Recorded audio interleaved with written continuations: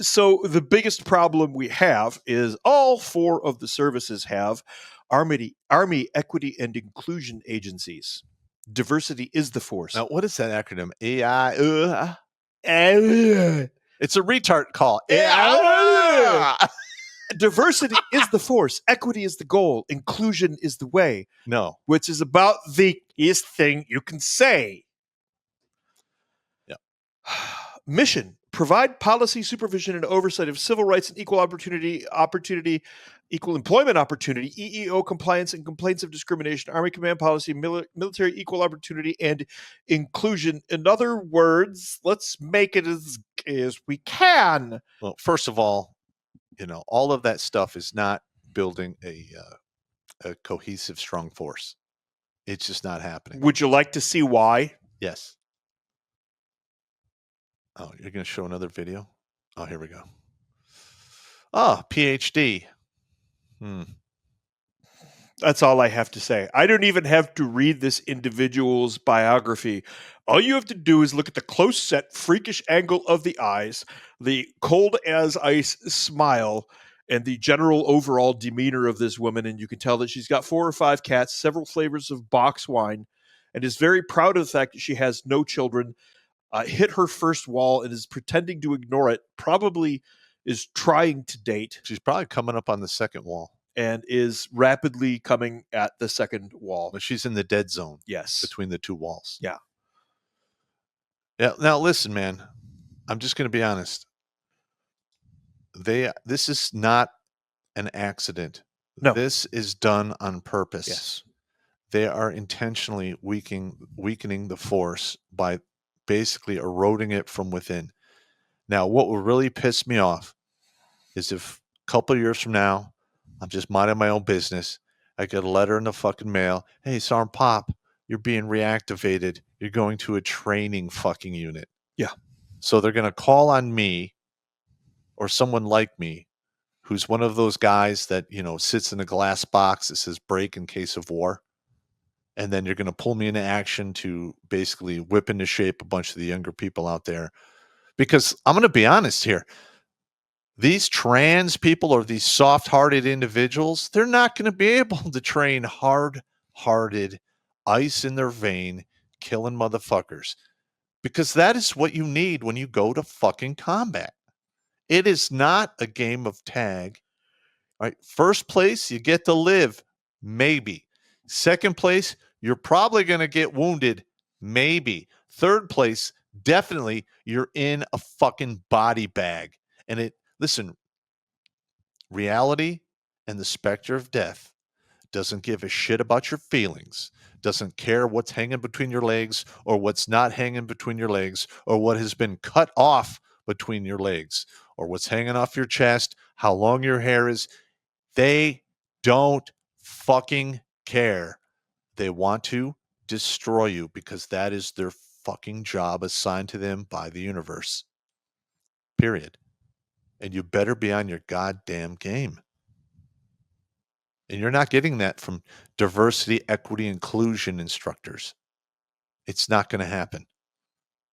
All right, sorry about that. That's okay. That was a good rant. That's why I shut the hell up, put you on there, and let you go. Man, I do go on some legendary rants. That's okay. This individual appears to be a couple of years younger than us, which makes me happy because I am now at that age where this young whippersnapper, the hell of rubber, get off my lawn. Yeah. But listen to this. Research associate, research psychologist, team leader research psychologist, chief of programs, budgets, and strategies, U.S. Army Research for Behavioral and Social Sciences, senior research sciences, Institute for Behavior and Social Sciences, U.S. Army Research Institute for Behavior and Social Sciences director, detailed as acting deputy assistant secretary of the Army for Research and Technology.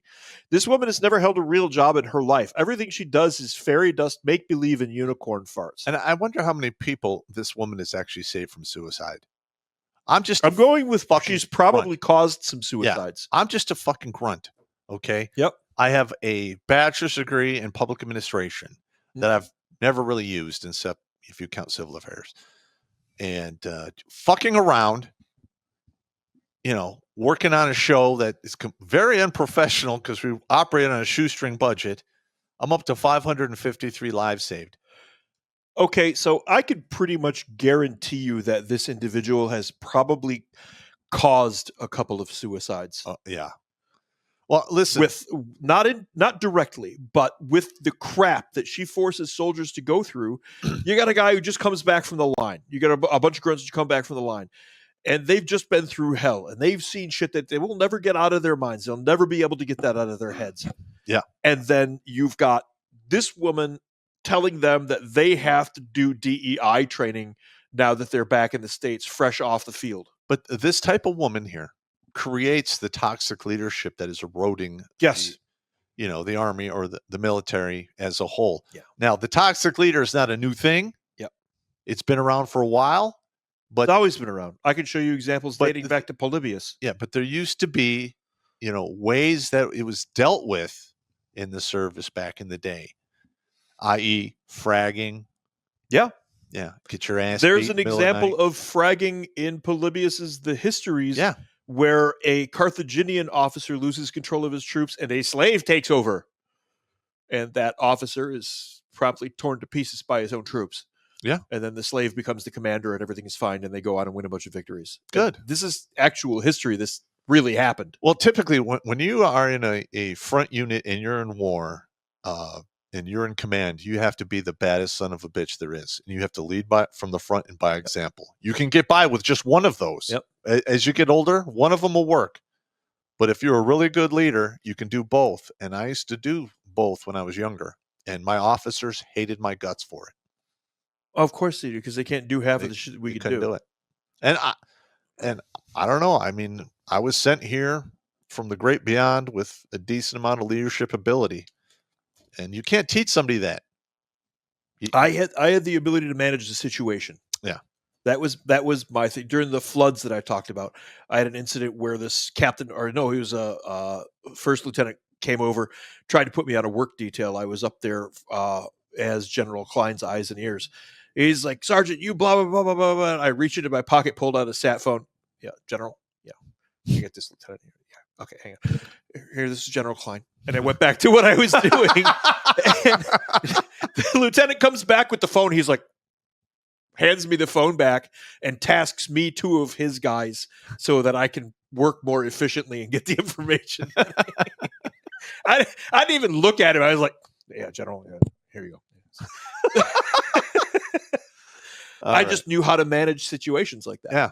All right. So this is the Navy's version of this. The mission is to shape Navy policy, strategy, and program execution, strengthening the Navy's diverse, inclusive, and equitable culture. The Navy's been gay as a $3 bill for 200 years. You utilize best practices, collaboration, and data-driven decisions, ensuring all sailors have the opportunity to succeed and contribute to mission success. What does that say? Not a damn thing. That's what that says right there. Yep. It says we're going to play Navy. It's just ridiculous. This focuses on DEI in 3 ways. Navy measures how individual communities compare to the Department of Labor comparable civilian equivalent. It's not comparable to the civilian equivalent. No. I mean, how do you have a civilian equivalent when you have a fucking aircraft carrier? Or a sub. Yeah, get the hell out of here. Hey, all the lights are out and you're taking in water in the engine compartment. Okay, now your genitals are going to help save your life. This civilian program is going to sink the fucking military. The military they're totally fucking different. It already is. I know a guy who works on the docks in Virginia. He says they can't get any crews to repair the ships anymore, like civilian crews. Yeah. There are ships that are just sitting there. There's been a ship in dock for 7 years. Wow.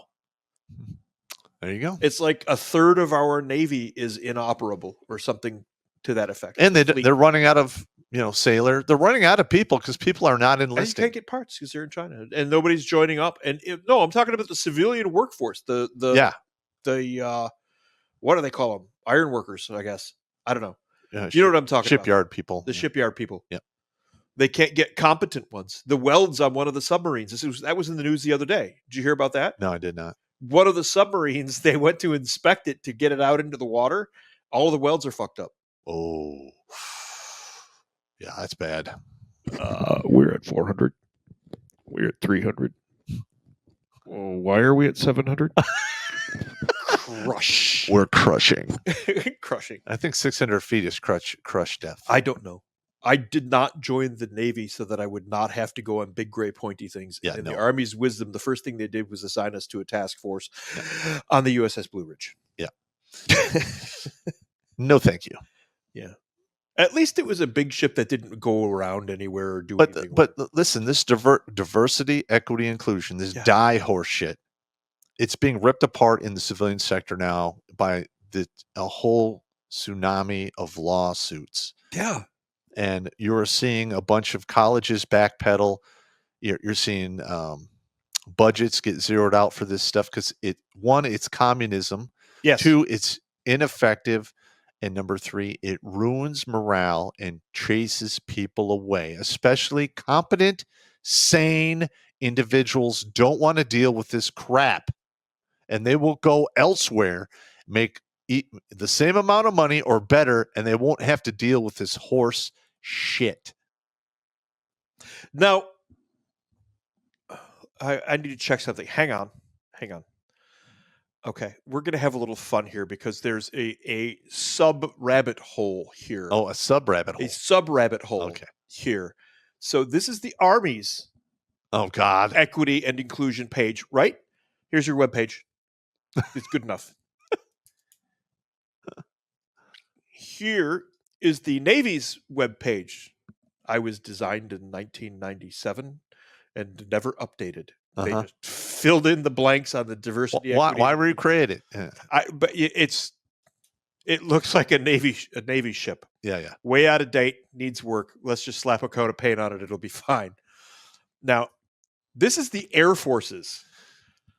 It looks welcoming and well designed. Do you ever eat any of the Air Force chow halls? Yes, it's like Denny's. We went from an Army chow hall to Goodfellow Air Force Base, and the Air Force chow hall there. We walked in and we were genuinely confused. There was music. There was Muzak. Mm-hmm. There were booths. Yeah, it was clean and nicely lit. The food was good. The food looked good. We were. It was shocking. We were genuinely confused by the Air Force chow hall. When I got promoted to E5 and I had my own car in the regiment, I would drive over to McCord and eat at their chow hall. I would take 2 or 3 guys with me. Yeah. And come back instead of eat the Army. And I didn't do it all the time, but once in a while it was a good. We were talking about this today too, the Army chow line. Yeah. It just was what you ate the same thing for a month straight. You just get used to it. They would get a shipment of food, and that was your food for that month. So you ate the same thing: chicken patty, mystery meatloafish, brown soup or yellow soup. These are your choices. Sometimes the soup was red. Sometimes the soup was red. I would be questioning if the soup is blue. Hey, button pushing monkey! Thank God. Oh, he made it. He made it. Yeah, cut out a little early for work tonight. So I only screwed up twice. Yeah, it's all good, man. So Department of the Air Force Diversity and Inclusion. And they just have a bunch of highlights. It's very nice. Get involved. Air Force leaders, retirees, alumni, and friends interested in getting involved with the outreach and development efforts happening across the country can contact the Department of the Air Force at Diversity and Inclusion. I'm so tempted to start emailing. I'm so tempted to start emailing. Save that email and email them this video. Oh. Once it's on YouTube. Oh, that's, Yes, let's taunt them. We'll taunt them. Yeah. Look, Air Force, your chow was fucking outstanding, but you're a bunch of pussifists. You were always that way too. Yeah. Every one of you was a bunch of sissies. We had to freaking 100 mile an hour tape some guys to their cots because they cried at an exercise. Yeah, because we got one of those triple layer air tents with the air conditioning and everything. But it was on the end of a runway, and the Air Force guys were complaining because they were expected to be in a hotel for the exercise. Yeah, and they probably got like their crazy hardship pay for that. Right. At 3:00 in the morning, we had this Marine Master Guns in the tent with us, and this was just a comics, but we were at the end of an airstrip. 3:00 in the morning, red flashlight in the face. Hey, pokes us with 100-mile-an-hour tape. You know what to do. So we taped these 3 Air Force guys into their cots with 100-mile-an-hour tape without waking them up. And then when it was like 06, we went to chow and came back, and they're like in there. Listen, when an E8 wakes you up, like it gives you the tape, it's going down. Sorry. Yeah, I get you. That's hilarious. You know what to do. You know what to do. Red flashlight in the face. But yeah, this is just ridiculous. And this one isn't. It's prettier than all the others, but it's not great. Here's all the guidances and resources and stuff like that. Speech at the loose, gay, butt twerking queer community event. Yes, exactly. Yeah. But then you come over here to the Marine Corps one, and it looks like you would expect a Marine Corps website to look like, except it's about being gay. I'm sorry. Yeah. Serves as the program office for the Marine Corps Diversity, Equity, and Inclusion Program. Oh, they call it DE&I. Why don't we just call it DIE? Because you're destroying the service. I don't know. You're killing them. I don't know. But look, it's all tidy and Marine Corps. It looks like a Marine's polished the floor and the brass and everything. Mm-hmm. Congratulations on them. That's good stuff. I'll take that. Then it started to get weird because those are the DEI pages for all of the different sources. That was actually fairly recent too. Watch Grunt Speak live every Tuesday and Thursday at 8 p.m. Eastern. And if you want to join Pop for Supporter Sundays, go to redonkulous.com/donate and make a monthly pledge. A link is in the Meat Gazer box.